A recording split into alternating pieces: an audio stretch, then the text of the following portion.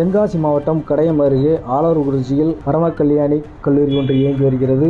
இந்த தனியார் கல்லூரியில் 1000க்கும் மேற்பட்ட மாணவர்கள் பயின்று வருகின்றனர். இந்நிலையில் இன்று மாலை கல்லூரி முடிந்த பின் இந்த கல்லூரியில் இருந்து அம்பாசமுத்திரம், கல்லிடக்குறிச்சி சுற்றுவட்டார பகுதியில் உள்ள மாணவியர்கள் 30க்கும் மேற்பட்டோர் ஒரே வேனில் ஏறி பயணித்து வந்துள்ளனர். இந்த வேனை கீழக்கடையத்தைச் சேர்ந்த சரவணகுமார் என்றும் ஓட்டுநர் இயக்கி வந்துள்ளார். அம்பாசமுத்திரம் பகுதியில் LIC அலுவலகத்தின் முன்பு பாலம் பணி நடைபெற்றுக் கொண்டிருப்பதால் அதற்கான மாற்று ஏற்பாடு ஒன்று செய்யப்பட்டுள்ளது. மாற்று சாலை ஒன்று அமைக்கப்பட்டுள்ளது. இந்த மாற்று சாலையில் வேன் வரும்போது மாற்று சாலையின் அருகே வேன் வந்து கொண்டிருக்கும் பொழுது திடீரென ஓட்டுநரின் கட்டுப்பாட்டை இழந்து வேன் கவிழ்ந்து விபத்துக்குள்ளாகினது.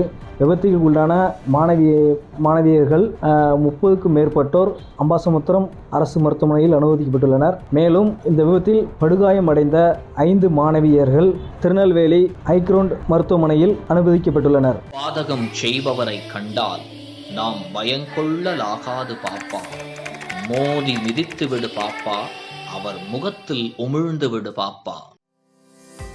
அண்மை செய்திகளை உடனுக்குடன் தெரிந்து கொள்ள இணைந்திருங்கள் இயம்நாடு தொலைக்காட்சியுடன்.